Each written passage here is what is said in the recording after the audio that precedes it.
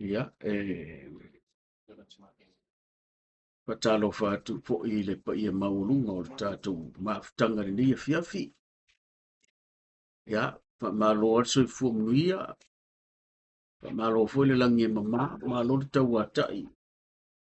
Ia wa fo I le fita whaafongafonga I le aso, ai maise o fita I tunga sa whenga iai. Tātou umalava I fe au mga luenga o le aso. Ia ai wha mua lava le vi inga ma le whaafitai le tua o le au le mana ma le malosi malava. O ia lava o le tua soifua e whaavavau. O ia sa tapsai o tātou wala umai le aso o wale o fafo ma le ufale. Ia le o tātou maua I le to file muilo nanga le leia fiafi. Ia ma lo soifua mulia mai whaatalo whatu fo o tātou po kalame. Ta molva sa. Ia te oe sa moa po whea lava fo I se tafa. O le lalo langi o lo whaafonga ma tāpua I mai ai. Ia a whai wa maua le nei fo I. Whaamoe moe le a fiafi. Ia wa fo I sina tātou e vai vang. Ia whaatalo whatu tātou po kalame. Malo le au whai ngā ruenga. Ia ai maise lava. O le whaatalo whatu le pa anga tō tino lava le tamole vasa. O tau o lo o au maila au tau lango lango e maise fo ila au tau wha malo. Ia e so se mea lava o lo o wha alieli tau support. Ia la lava lea I le subscribe. O le like. Ia share. Ia ba follow. Ia wha malo lava.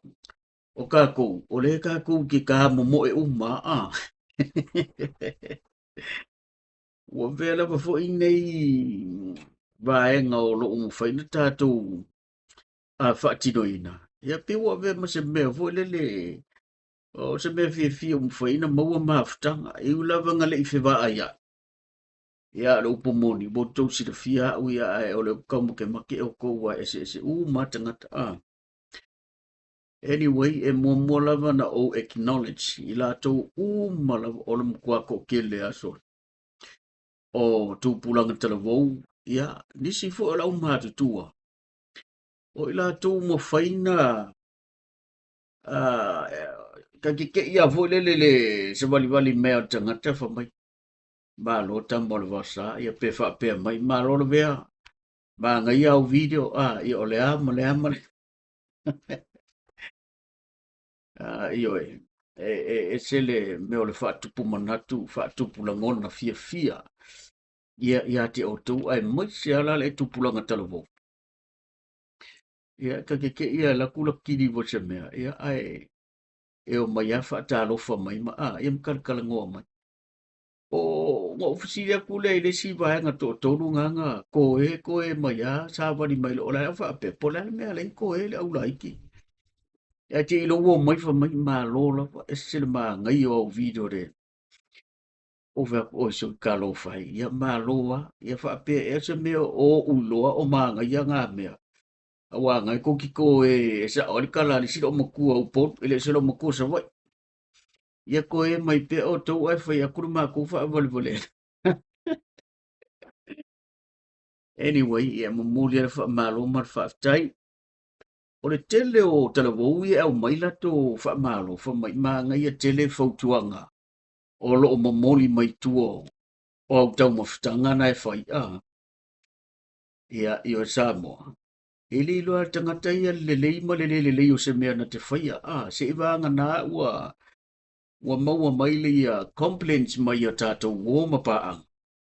Ia mai se fo I o le feedback. Ia pi o I ngā kua aka tau loa. O I o le aila e ka la e kauwhi o lolo angai mea a. Ia e wha māloa whaafitai. So, o te whaatalo whaalo ia tua ia au tō. Pa anga tō tino a ia o tamole wasa. Ia, o lo I te tōnu o le tātou YouTube. O le tātou podcast channel lea. Ele YouTube. Ia mai se le tātou page o le TikTok. Ia mai se fo ila le tātou page le ua ia o le Facebook.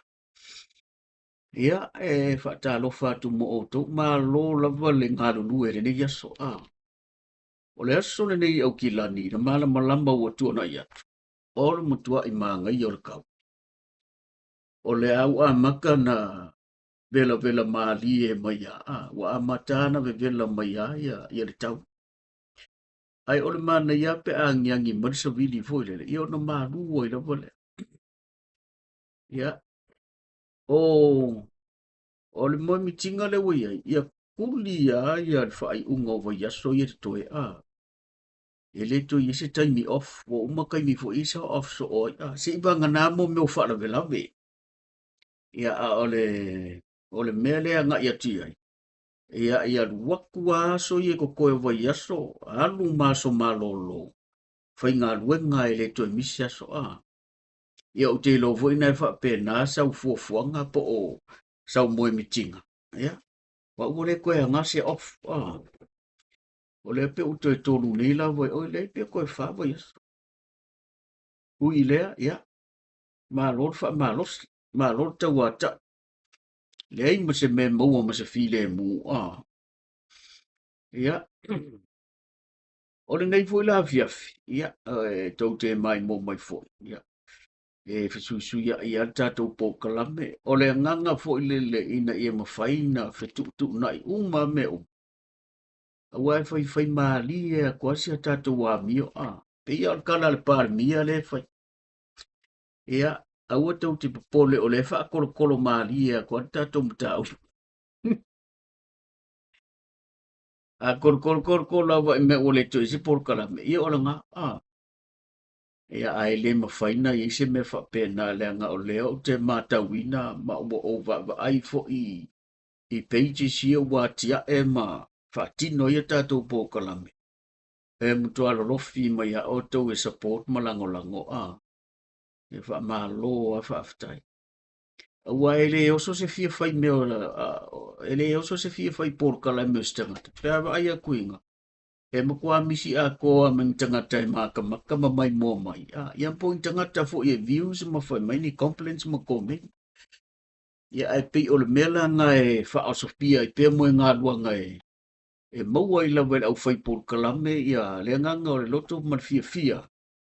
Ia o loo ia ila au tū langalango sua. Ia.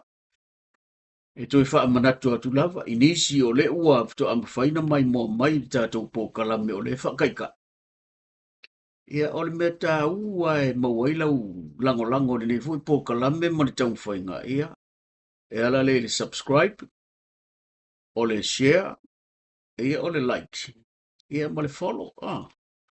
Ia te kanga share na ia wo ia. Ia share kui tanga tol tu ainga, share tu au paang. Ia e whapena fu ona mawaile le lango mo tātou po kalame. Pela fa foi na utana no so lava e le fa tau te vata tau po kalame ia ila tau mo i malai le to atele o tupu matamali ia e maise o mo me o pisingi si fa le kio ia o pisingi si ngau mauku ia e manisi por kalame mo manu le tunu ia e maise fo ala ni so la utala vo le ka vai ku le pe wa matanga nga itatou I to inga por kalame fa pe o walis o fa sana longa I lunga le broadcasting ya foi le se me mana ia vo e o lo vo il mele ta tu no so ai lo se me te fina ngalo e fai ia fai lo wai o fa tu ia e o ale ngale fai ia e manatu nai wo ma pa anga e mai se foi sa moi lau fa fong ta po o nei e fiafi ia o le la e foi si por kala mela su ia lau fa fonga mai se lau si sila mai mo o le ta ua o nai por kala me ia a matana o na pore na tato o i le si le vaenga o tato tu manga mai o teilo e tele a videos en faina fa ali e fa mautu ore na vaenga. Ia, o le pola nei, e fa ta ua i al vaenga lea. O ta tau ia no nofo ia tunu I fafu. Ia o to titi atu tusa le lei uma lungo au wala ma vaenga o fale o mataanga to iki ako kusa umaku ngu ia ka kou ke iai. A fai a ua e ino ingi sila. ia e pe o le atunu ngai ke ia i Amerika atunu te tele ai o le whaata waina lao i la tau pe o ne nisi tātou pā anga ia na emaili mai whai mai ma ngai a kere ai wha umi mai au pokala me ho i ki e mai lungon awar whape o ton e rongo winga e wha mai e ma nai a pokala me ngā o le mā ko ke fia maka ku fo i le la le leio ngi sida i vaenga ngai te ki e iai so I really appreciate those that feedback yeah male se mana o nga fo i le momoli atu ai i o le mela nga le na faatino le aso nei whape o ia o le whaira sina po kalame lea ia e le ngata o nai wha matala tu lava i lunga o le po kalame ia ai mai se lava lala au tau sila mala tau mai mo mai no winga e feiva kere ka ngaka ia tātou a inga i Samoa le mai mo mai i meia tātou te iai ko ia fale ia wai wa kusar fal Samoa mal fal palangi le no foitanga ai pi o lungo le awala ma le sin foi le lungo awala pi ta sile vai nga le wa makanga moli mana o mai ai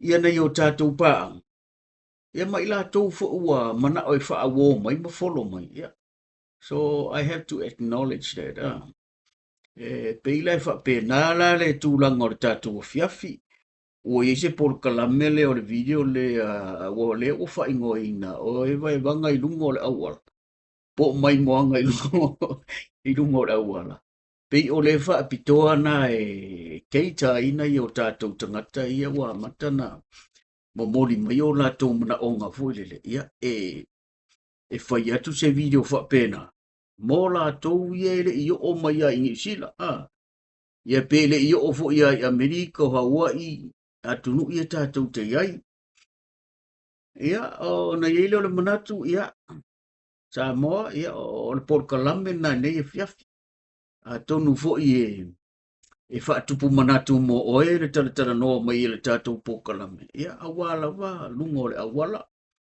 ina ia mawhai fo ina wha male iaina na ie ua wala au mai ma wha fasiri mai ia pe mawhai na whai na mea ia o le la utau whai ia o le a tātou wanga i lola ia se kako e wakasi fo i lai i awalai mea iau ke ewa ia so uma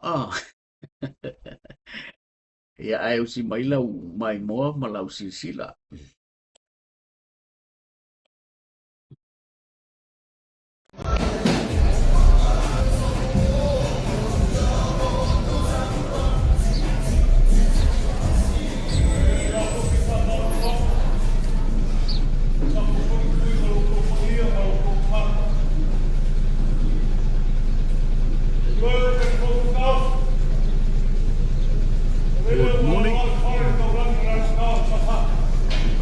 fatu ia mauluka atu au whaafonga mo le au mai moa ia i wō mai masami le dei fuitai au fou o le asolua ia u amtalia fo i whi au mga ruenga manatu sa maua ni malo longa le lei le po ia o tātou o la whai mai ia wa fe ngai fo i fe au mga roe ngai masane ia staitas e malo alfa malosi malo le fa longo tinga o le o tātou da laka lava i aso fia a mai se o le fa solo atu i na fa i ui le fo i tau sanga i ona fe au tiu te mga ruenga e masani ai. A tātou tū ma toe wa ai le tausanga ato ia. Tātou te maofa lava i le alofa ma le angale lei o le tua. Lana puipuinga ma wa au mu fua malu lo tau saifua. No tātou wola. Ia le tua i me uma. Tari tonu fo. ia o le to te le o niso tatou ainga ma tau ainga o mai masani ia ole mo faina o lia mai le vaenga o le tausanga o fa pena lava na fa mavai atu ma le nei le langi o le nei o langa ia e ia le tuo lo tatou maua le ola ma le malosi ai mai se le soifua manuia na ia o tatou tua asina sino i latou o lo o tui pea le muli papanga ma talo ia so uma ma tapua ia whaiwa sama ia mafuanga le alaina tatou maua pea whamnianga le tua ia po whelava se tafa lo e mai mō mai ai ma e sila mai ai ia o le whaua talia la unga luenga i le di futai au fōu ia wailunga fōi o le awala ia ona manatu lea ia e whaalangalango a mea umai le lofa le tua e pui leo leo so o se mea ia e ua manatu fōi i lea fōi au au nang ia o le sia fia lau tele le mamalo le tātou atonu o e ele i sao whanga pe maua se abanoa i malanga mai ai nei fōi atonu o New Zealand ia a tonu o atala ia e au ngā mō tātou ia ia tua ia le mamalu o le atunu o lo no pia i le nei atunu ai maise so o se atunu o mamau au ai tai fōlinga i tutusa lava ia tūlanga i awala ia o fale o taavale ma me whapena ai mō tātou lava ia e le ia o mai i New Zealand ia pe ole tasila leva enga wa manatu al tatou po kalame tamalo ba sama la no faso ya tonu ai fo se awala le ile ai fo se va enga fa pe ya e fa mai mo ai le malu tatou tunu o ele io mai New Zealand ya ai o sina va enga la leo o sta mai va enga i titi ya pe na o awala ia ma fai ona uia la ho ngalo ya tonu e mawai se ya ma fai e ona o to sila mai fo ya ia fo i va enga o nei fo ya tunu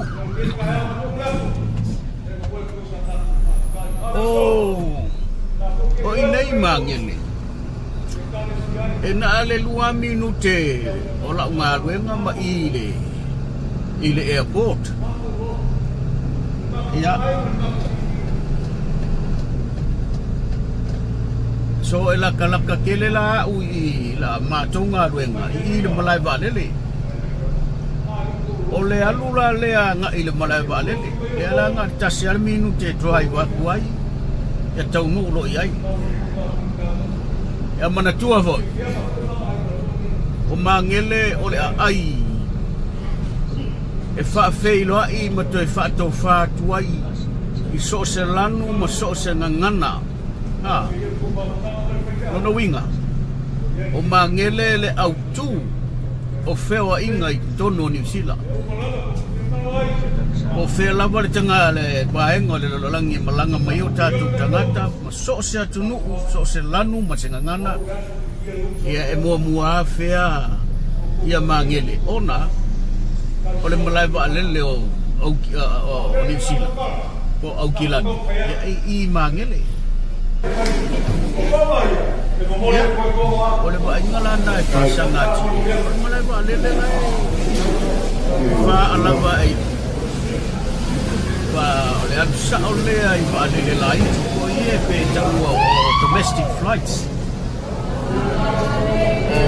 va lele fo ie pe fai ngā malanga pe tau malanga e ka ua o domestic flights no winga malanga fo ie o na i Wellington o Christchurch so se va ngā loko i tono New Zealand dai pe o tato va lele fo ie whangariki wa sau ia ngā tau loko domestic flights a ole i tau ia olo i eilan malai wa lele tele ole Auckland International Airport ia o ngala ia langa va lele tele ia manga ia to sosial tunu ia manga i mai fu sosial tunu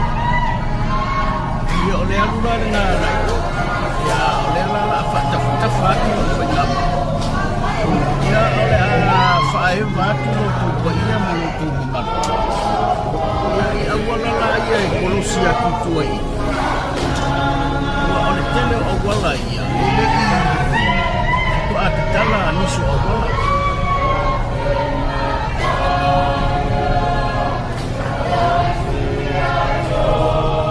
wala la ia fa no fiana ana ia tu fa folo la wale ia ma to fo i mai ai ia ma nga i mai ia le asu ia ele o malo si mane la ia alo mo ko i le malo ma o le o ia i le tau ma fana ia ma matana ona le ma fana ia o se la ia ma fa solo to la wa i na vela te ia ma o te ki fu i man mai tau o asu ia tele mo fonda e fiasia sia lei manoleta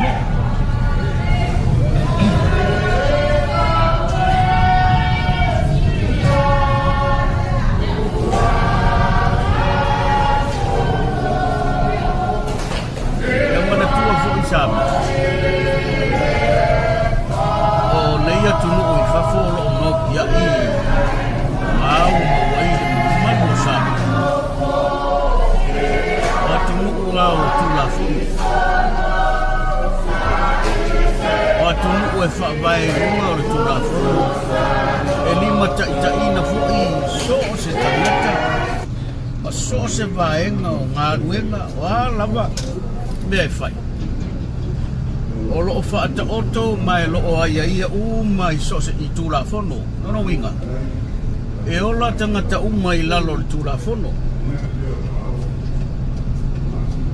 a mumu mai are mori mumu ye taunta tu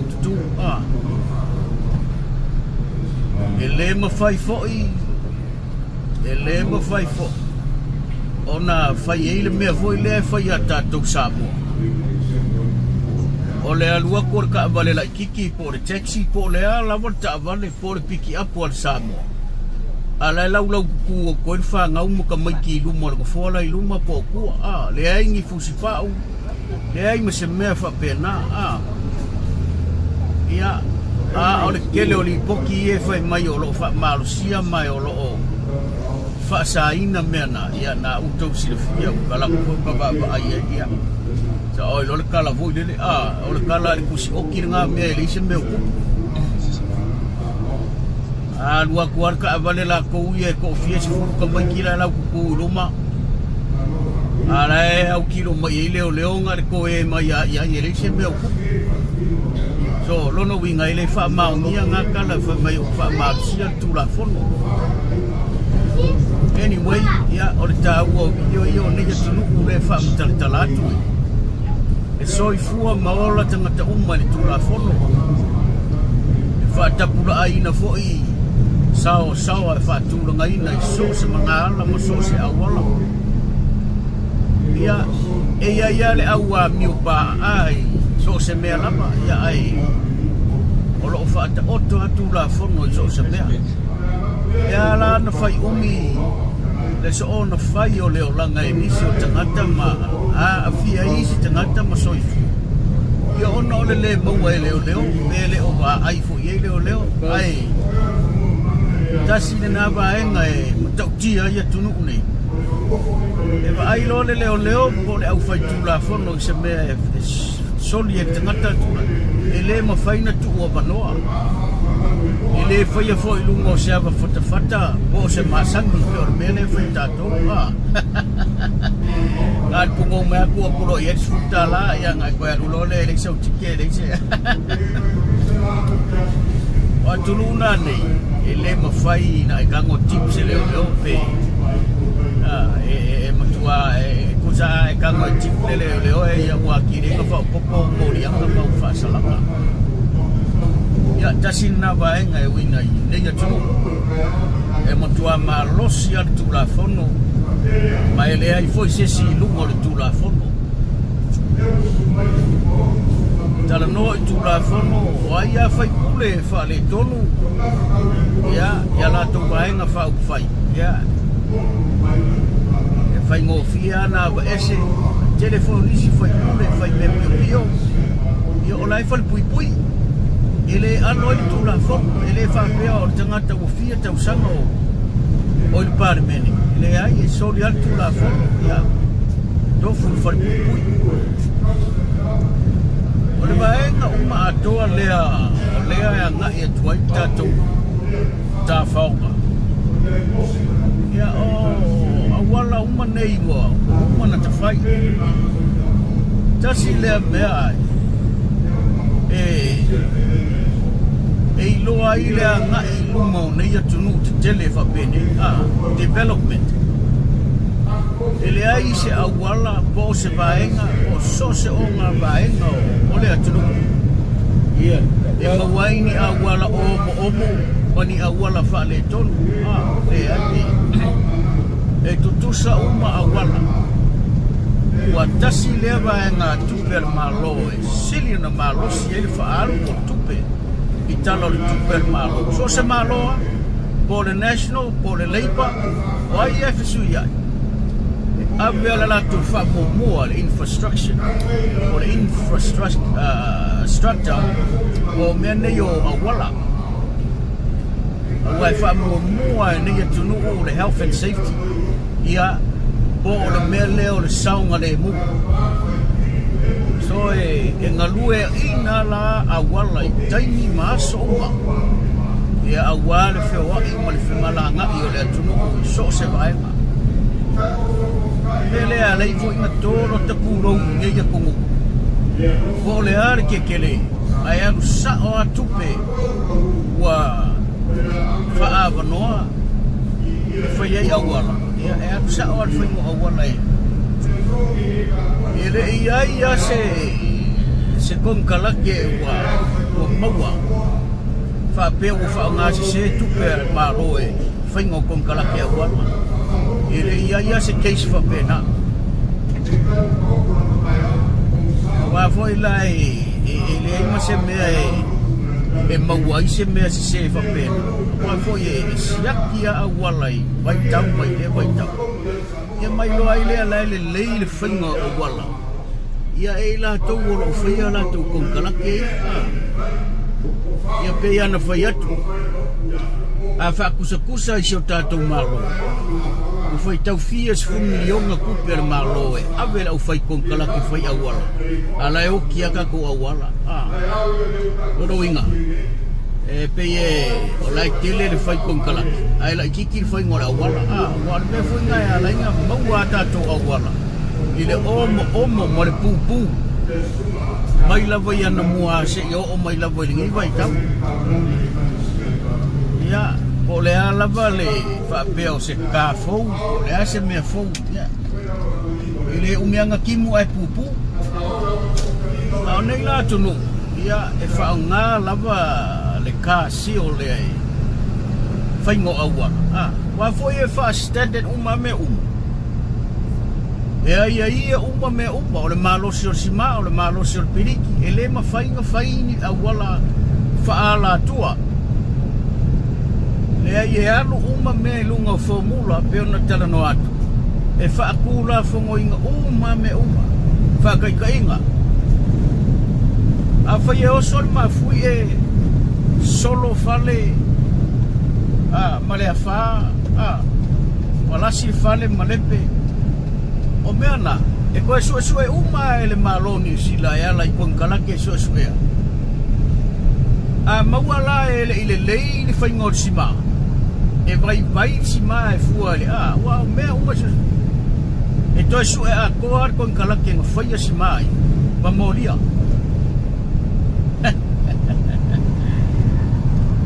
nga wai whafonga mai e le makarau nisi ia tunu unei e mamao le mātou tiau mai le ai everything's under the law o mea uma foi e whaatino according to the law e peila e whapenga a sua e aku le whale a sua e aku le whale ka mū o ngā o whale tonu o le ala wale mea whale tonu ia mōli e sao a whai o le au whai e kise mōli e sao ar konkalake nga whakingoinga wai mauai whapea ile le fa being o palaka ele so e toi tuli a tangata ia ele tula fono mafu angana o tana no atu o atu no unei e lalo uma me uma i tula fono e ia le au fai me pio pio ioi e ia tangata e tamu fai pat e alua e maua ia a ole winga lana ole winga foi na o tana no atu so se tuainga mea la vai fai e lalo al tula fono a fai a fa pe fa karapelo mo fai se mea ai to su e atu ia e la be a tangata e to e fo i atu la fono e su e tangata no fai mea ele o atu tona fa tino le nga ruenga po le alama ia pe fa pena ia ole tato tianga ia to ia o ole awala le e aruanga i self ia a saule mai o le tau te sila tu le tu tau ia faisi poloko le aluranga i city a le awala le aruanga i o sauti ona toi mimilo ele i lunga aruanga i le North City ia o ingaya nga ia la u la nga ruenga ia ma ole foi la tato te eva kwai lunga o awala ia mawaile mano e fa matala tuai nai vaenga ia o la nga ruenga ia mai se o la auto mai mai i winga foi o tai au matai mi o amatanga nga ruenga lunga le awala ia ma vaenga o lo to sila mai ai o New Zealand e fa mau o lunga New Zealand ia New Zealand ona o le mele o le mama ma to e felesi le air fresh air a sila fo ia i le mele ta to te anga ia tia e langu me maka uma o la au o vao so se mea e langu me maka ma le mela nai fa maulunga i New Zealand ia ma o New Zealand fo o le ilunga i le pitoa ilunga i le meta ua tunu e mama ele peila o isi atunu o e mure vau e mura a goilele ono le bebela ma me fa pena ya o New Zealand ya o tau tanga ia e mama me o le malu la le manu sa le la ale lotu mamona na fko akakala di tau sanga nei le ko a te talai ya la o fa nga so le la ko tempo lai pe ya le tempo lai la noi Hamilton o le la o fa luai ia o le ua fai ilunga ngai au kirangi le la ua tatou milo mailo e anga ilo i tai le city ia o le taimi nei la ia o lo kilia le traffic a kou kanga i mai ia lo tilia a ia so e pe ia la kolo le o ka vale e pe o ngapisi ia a o taimi nei ia le tau te mai ia o lo mana ia le kilia le leo le awala ma ia ma fa solo tua i vaenga i o Manukau City ma fa solo tua i o i pito nu ula e laka i o fa kukua nga i Mount Wellington ia o Penrose ia malealua nga i Highbrook me tau Highbrook East Tamaki ia nga whaalaua kwa foi lele ai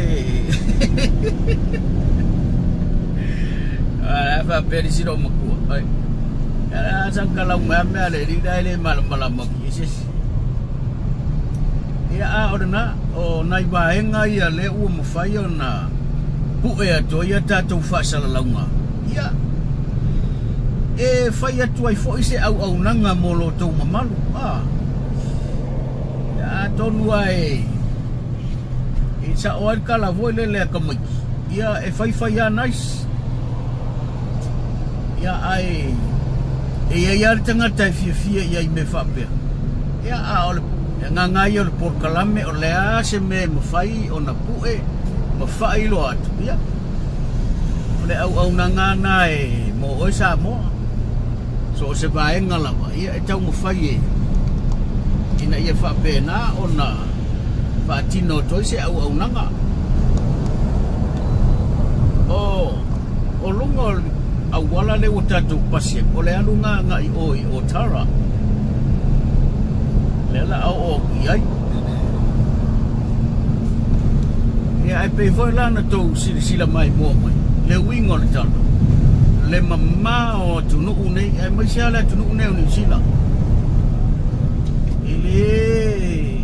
ele ai ni ia koka tou tanga ai mai o ai moto waise wa fo ia ngā lulue lava tangata konkalake e wha mama a walai taimi uma maso uma ele wha le tonu wa fo ia ka kikia longi na pisi pe eisa me pa ulu ngor a wala aile a besea ia e tupo i wha le velave malave vea ta vale ia pe voi lano tō mai moa masiri sila mai ele ai mingi la pisi e ka kikia solo i a wala le sa tato woso mai a wala fo i e ui mai tua a le la ua tato i lunga i mea tau o motorway po highway ia ele ai amani meo ka kikia ai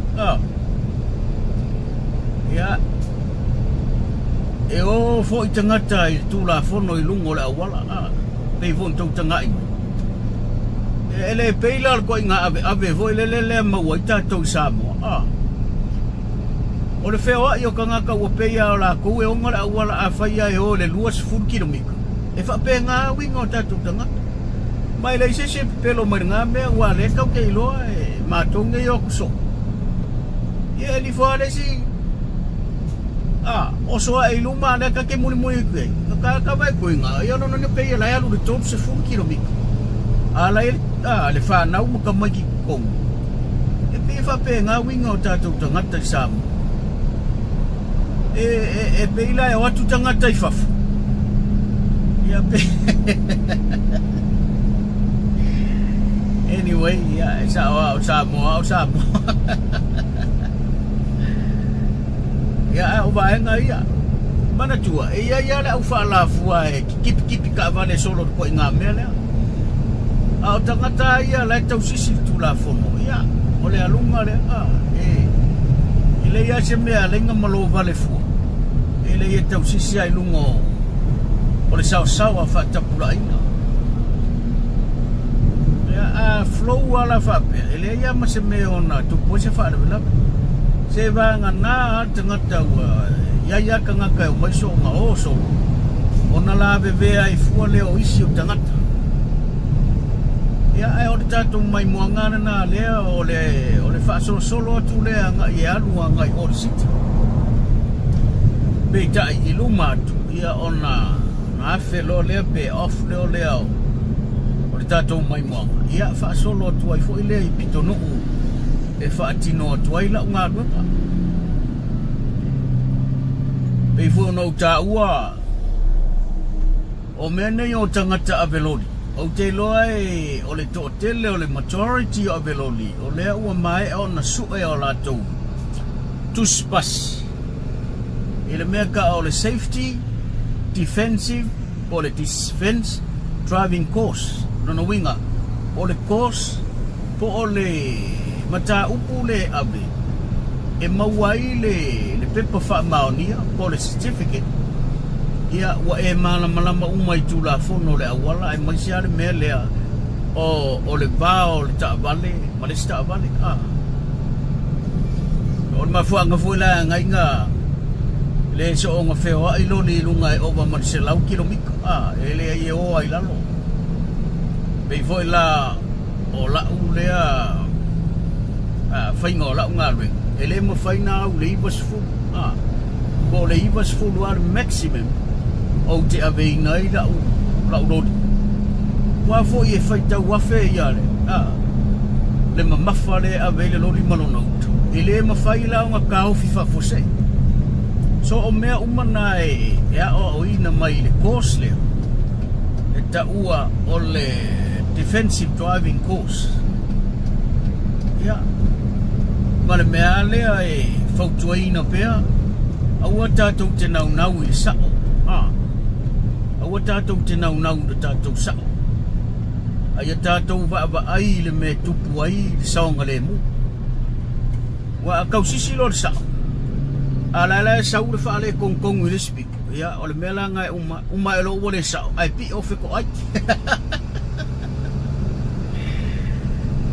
ya ai ole mela mo le fa manatu ya mo ila to lo so onga o solo ilungo awal ya ma afia to mai si tangata ela utato ese mai le motorway ya ayanga ia turo ile pito nu le tau o high pro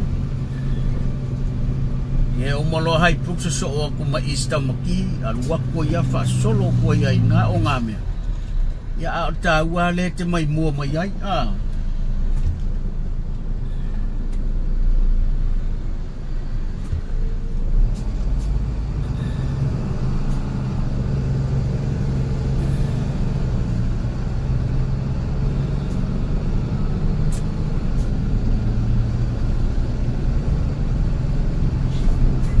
ya na fayatu po fe lava le manga le fika ai e PCR traffic kaya uma ya matangi uma ho o sola sa pinga le tai au mar kai manga pa o songi ya pe o fa solo a ko le traffic nga o to yele kanga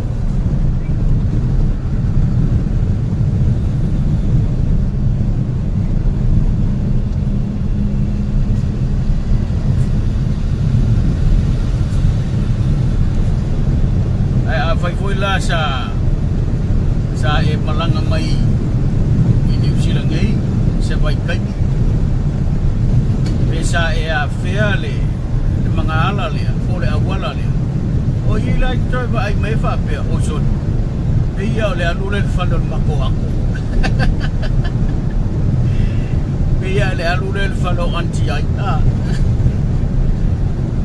o le awala le pa pitonu le ta o high pro ya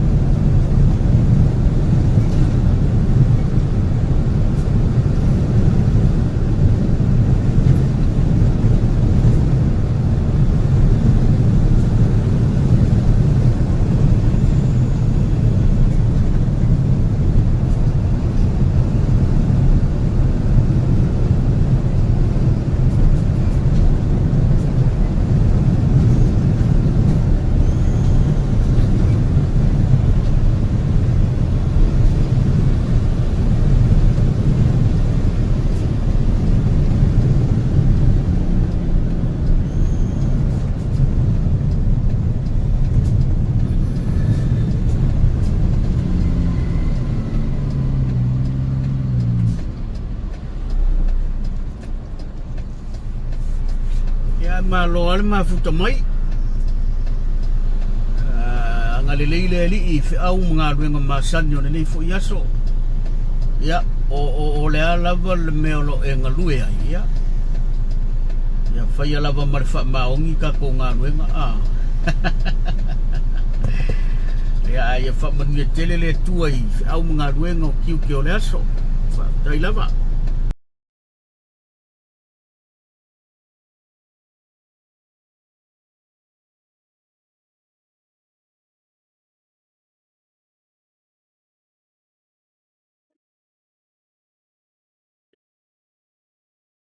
ya malor sila mole mai mo ya au te manato tatou nei e no fo ya tulu I fafo ya o se va inga masani ale na tai tutu sa lava a wala uma ya e mai se o vai nga o le sa tata noa tori tatou ti enga le sa fai pita sina vai nga e le tūlanga lava ia pe ono tau sila mai moa mai ai. O New Zealand o le numera tasi mo le meo. O le atunu ue mamai le langi le nei. Ia ona o le mea la lea pe ono o tau sila tue. E le ai se vaenga o lau whanua o New Zealand. E maua le mea fole o le vao wa ena ua mu. E le pe ila o le atunu ule Australia. Ia pe fia se lau maila e te alua a oa na mawhanawhana tele ni Australia ma vevela. Ia ole mea langa. enga fa solo ato ai o nini sila po le ala vale munga la e tu mau ale la foi ne lanu mea mata ma le lanu lau ava le ki o afe kaui upunga ave yang sila o le lanu mea mata ia ma le lanu lau ava ona lau fanua ia ona e va maua tele le mele o le palasi o le timu tele o taimi ia ona i vaaiga na o nisi ia o aʻoga e maua foʻi ia videos faapea mo lotou silasila o le vaega le tou te silasila atu ia i o faafoe ai laʻu le faafoeiga o le taavale e tautuanā lava le mea lea o le distance foʻi lele ia o le vā o le loli ma lesi taavale e iai taimi e iai tagata e so ona feoaʻi solo e feika kele i mege o loli ia ngā mai lele ka kipi luma foi lele but ua o inga le majority por ko kele o velori o te lo lai fa ba le fa fonga mai ma malo sa molo foi fo ile mta foi oi o le mele o le defensive driving course por le course le e o ina ile a velori po se aveta avale a wa le course le te tala so stangata e o ina o e ke na ia skills malo experience e o inai oe faa upenga inai oe. I so se vaenga e maisi ale mele o le avoidinga o faa le velave. Ai le ngata i lea, e o ina le ilo ta mafau fau. Wa po o le alava foi. O le mafau fau wale ponga i o mea uma. Wa e vavele ika e amana tua o le sao sao ka avale. So o le au ngala ngā o le mele o le driving course. Defensive driving course. Fai e tele i fai al suenga lea. E o fau tuanga tātou pōkala me. Mana ia ai pōkala suenga lea. Tātou nei atunu e mamau. O le suenga la nga e pasi ai. E na mauti noa lea. E tele skills te o ina mai ai. E avoid ai la pe te e atu ai. I mea fo i e no te tupu le awala Wata sile sia o onga le mo tātou e aua tātou te tau sisi tu tātou sa o mane tū la fono i nisi o taime tu poi whale walawe. Ia ala no winga, wa a tātou tau sisi nge ku la fongo ala e sau le tū la fono o liste ngata. Ia ngal fiko aila mo tu poi whale walawe Ia e wha pena. So, ele mo whaia langa o lunga se lau po le ivas furu lima kilometers pe kilomika le sao sao la ave lungo la wala ona la o vaenga nga I put myself le mua la va le safety ele ngata o le sefe wa ai mo le sefe fo yo le stangata ave ta vale fa tamal awa o le tele o istangata e mai kipi overtake ka le lorry straight in front of the truck e foi le o lai ele nau ta inga e pi ka alo mai e o le si mea o le mea lea e le mana na o tangata aveta avale e muli tu o se lori o le attitude la nga le tupu nei ma ke le ta avale la vea i o ngore mea nga e tango fika kipi lori a ia mana tua le le i e tato o whaafong ia a kongu fo i o le te fo i le mea nga kipi lori e te iasi a veloli lo nga wa kipinga fo le e oso fa fo se iluma ia mana tua le tato o le loli le lua tua le veloli e ova ma le fia afe kilo kalama le mamafa afa pe o le pe fia pe lima sfuriat a ka fiku ku le loli le mfainku le si mea e take into consideration o le loli o le muko a kumu le uka ia a ka fiku ku loli fai o le solo ia pe pa se me tongo le loli me fa pena so le mela le mo tatou ia e attitude le ilunga over til ia toi ma fau fau ai va ai lo se loli kai fa pe oi e la le nga o maka le por kala mer ko inga le fa manga ku mea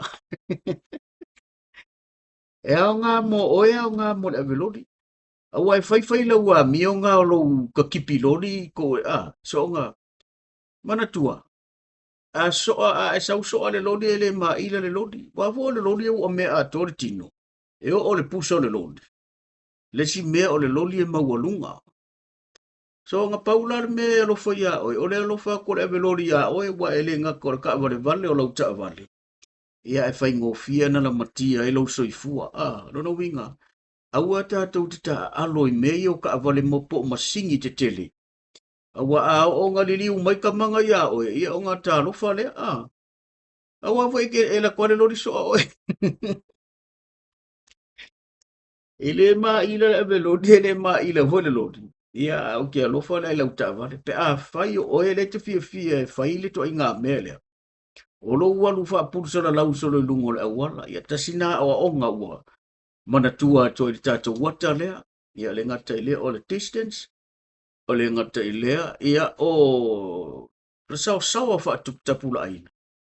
Ia e wha pēna. Ia o a tono na ua. Wa tali le mana ongo nei a pa anga ia na i meri me. Uti loa o sa mole e meri vaenga le. Ia ele ni a fiafi. Ia a whai mo tātou i e whafu pi e boring le to inga video wha pe o le maka kusa. Ia sa orkala lo mo kuol makongu. Ia e wha ma ru wat. E wha pe ngā ngor kakurame. E tau au mai ani me fo e wha tu moi aso. Ia le aso e set le leia ia pokara. Ia peila montana no atu. E leia se me a maka kuruaru le akoa le ai e o le fai mali e. Ia le taimi e pe a tu sa male fina ngalo le tu. Ia ona solonga le leia le pokara. Manato o tai au pe a whai au lia le ola male malosi. O le atatou se e fo i le siwa e ngao le nganu. Le vaenga la le whaatino ina o le awa. O le whaatino ina o whaatau. O le whaatino ina o mea umai tutonu. O le whaatau ale nuu. Whaatau o le whale upolu. Ia, ma le whaapa ia ina o nofo. Ia, wau tau sila fia mo tātou loa umana mea. Ai au ngā le mea le toi mata i tua i fo. Mai toi sila ia. Ia, e onga, e whale a onga mea Kusa po it's our everyday life. But o ngā mea E toi o mai ase mea o. Ia ale si mea. E toi inkalesi e fo ilau sila ia. Ia ai fo kai kusa ma le whainga o lo matai. So tai au la pe apule alofa le tu e au lia le ola ma le malosi. O le taimi fo ilava lea le afo le iwa po le spu. Ia. Pato maua toi lea le. O le a hoi. La kau whaare vela ve membala grandson i le po me. Ia, e wha pēnā la le tātou wha moi tai au pe au lia le ona ma le malosi. O le asi sila fo la iai. Ia, e le wha tino ina o mai o le vaenga mai lava i le. E le usu ma malua li ma whai pula nuu. Ia, tā penanga o la ei me wha penga. Ia wa a whai o lele i wa whai si lewa i le i ongi si ka kou sa moa. Ia la, tole mata la iai. Ina ia ta sa moa vo ia. Ia, fa fia tātou pōtai au. Pe tu sa ma le fina ngā lo le tua. Ai manatu, ia, o lewa fo le fia o tau na whaini malo longa. Tai au fo tātou o la usu. Ia wha tau wha kaku wha marolo si umakai au. Ina ia tau mo whaina maua le mea vore le au wala wange i koe kia i aso sesi. O le ua o mai aso fia. Ia, sa moa mre mamalo pa anga. O le ase upu o la wale tātou pōkalame. Ia, la fwa i enu le ngam wha tā whea wau o le tai. Ia, a ia anga le leile tua ma. Maua ni tō whanga marua le wha i le malama ma le tai au fau. Fo ia le vi inga i le tua. Ia, ai tū mauru tātou whatawa. Ia ai alofa te le hatu le tātou pōkalame o le tamo le wasa. Ia, wha soifu ia ma i manuia le pō. Wha aftai.